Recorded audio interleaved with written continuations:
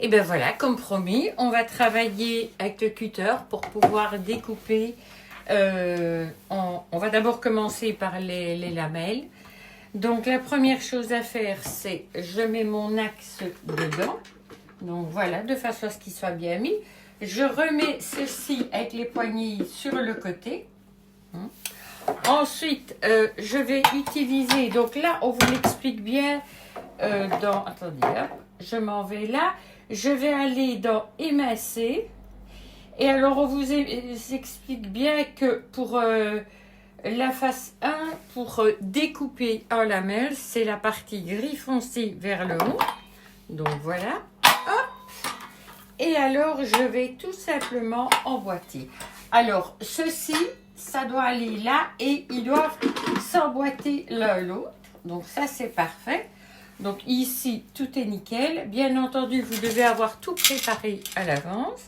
Donc ce que je vais faire, c'est, pour ne pas qu'il y ait du gaspillage, c'est, hop, je vais découper une moitié pour faire une moitié avec des fines et une moitié avec des épaisses.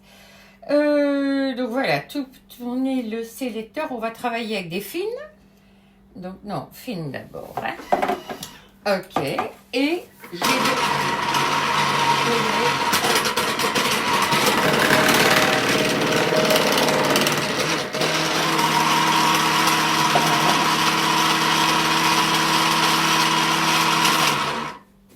je l'arrête. Je vais... Il se rouvre. Je vais ouvrir et je vais venir vous montrer. Donc voilà, ils sont ici dedans. Alors, voilà l'épaisseur des fines. Vous voyez, elles sont super bien découpées. Hop, dans le petit bol. Parce que je vais les utiliser, je vous l'ai dit, je ne vais pas gaspiller, je vais faire un potage avec. Donc voilà. Je recommence, je reprends mon appareil, je le remets dedans. Je remets dedans, je vais faire les plus grosses. Voilà. Je vais aller, hop, je vais le mettre directement, hop. Je l'apprête et je vais faire épaisse. Voilà. Hop. Et on l'arrête. Il va se rouvrir. Et je vais, hop. Et voilà les épaisses.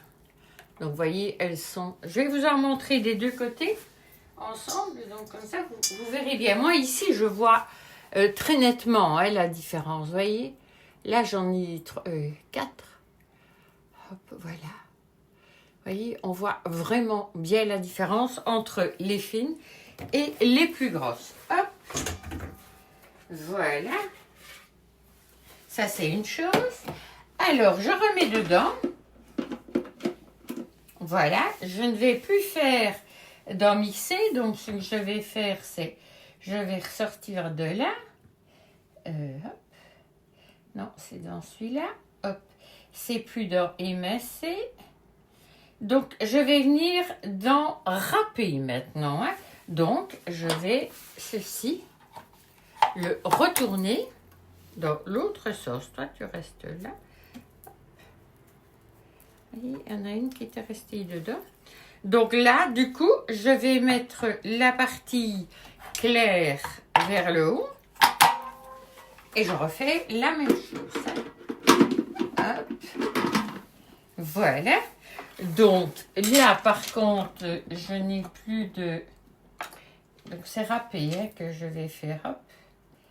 Râpé, j'ai dit. Voilà. Alors, râpé, ben, j'ai des carottes ici. Voilà, des petites carottes, hop, qui sont nettoyées, tout, moi, elles sont déjà sous vide. Et alors, ah oui, je voulais faire un test avec, mais je ferai après. Donc ici, on fait, c'est exactement la même chose qu'il nous raconte.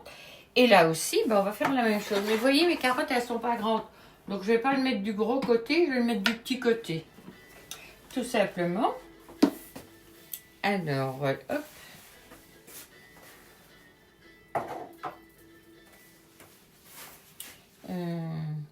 sur fine. Donc, c'est vraiment râpé fait. Hop. Ah oui, j'ai fait épaisse d'abord.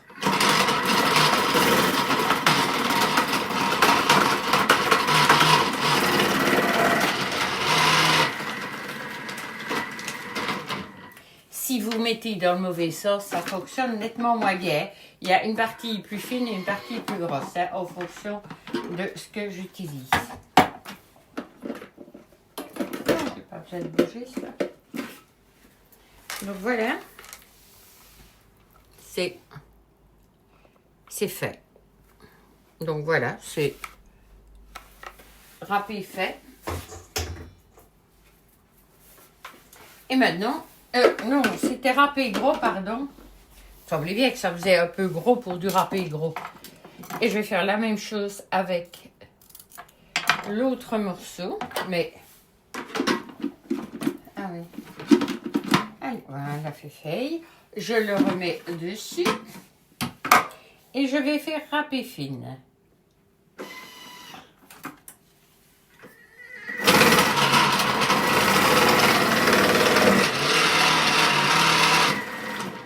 J'arrête. Il va se rouvrir. Voilà. Hop.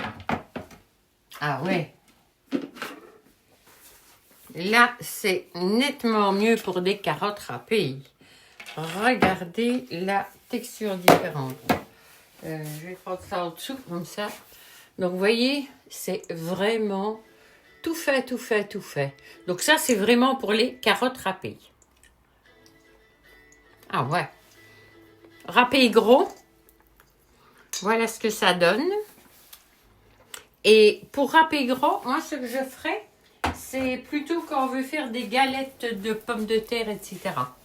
Donc, j'utiliserai à ce moment-là ce genre de choses. Donc, ici, ben, je vais prendre un peu la spatule, hop, pour un peu vider ceci. Voilà.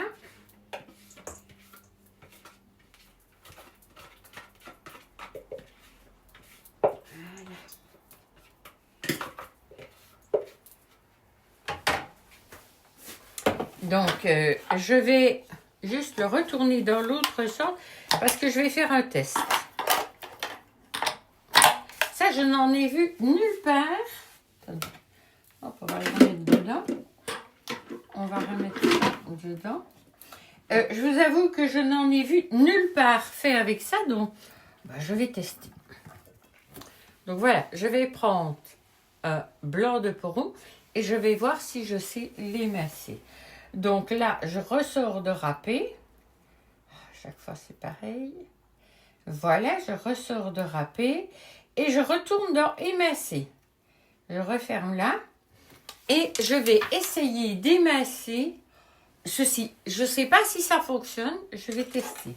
Voilà, ça c'est un... Oui, je vais prendre peut-être un plus petit.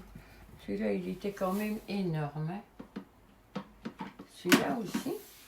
C'est des tout gros, hein, celui-là. Ah, voilà, c'est parfait. Surtout que je n'en ai pas besoin, donc voilà. Donc maintenant, on va essayer fine.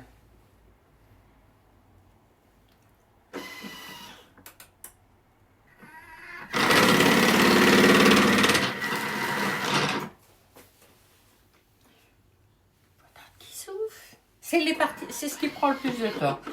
C'est pour l'ouvrir ou le fermer. Bon. Non, c'est pas vraiment... Voilà. J'ai pas des tranches émincées. Voilà sûrement pourquoi on n'en voit pas avec les poros. Donc voilà, mais je voulais, comme j'étais en train de faire des tests, je me dis, je vais essayer. Ça ne coûte rien à être essayé. Donc voilà, vous avez vu des carottes, vous avez vu des courgettes fines, grosses. Ça, je vous avoue que moi j'ai été bluffée. Des courgettes bien épaisses, des courgettes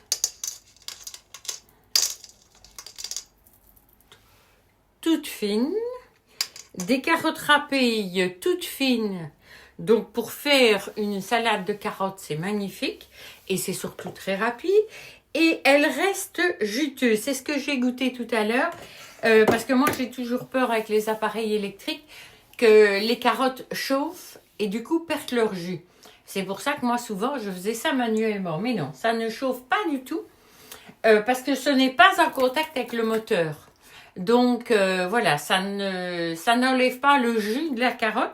Il est toujours bien dedans. Donc, ça, c'est parfait à ce niveau-là. Donc, là, la partie émincée, donc, émincée et râpée, ça fonctionne comme ça. Donc, vous avez pu le voir. Tout ça, moi, je vais réutiliser pour faire un potage. Mais je n'ai pas terminé parce que j'aimerais bien refaire un autre test par après. Je vais vraiment séparer les deux vidéos pour pouvoir bien les conserver. Parce qu'avec le nouveau système de Facebook, il n'y a plus des possibilités de laisser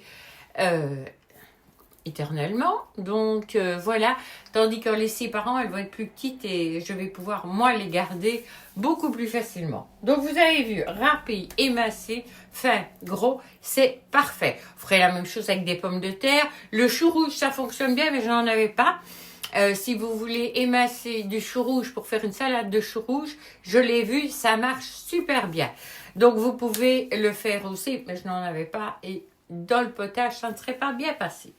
Donc voilà, maintenant je vais vous laisser et je vais me lancer dans un deuxième test. C'est le test du spiraliseur. Je vous avoue que ça, j'ai un tout petit peu plus peur parce que ça a l'air un petit peu plus technique. Donc je regarde et je reviens vers vous. Allez, à bientôt.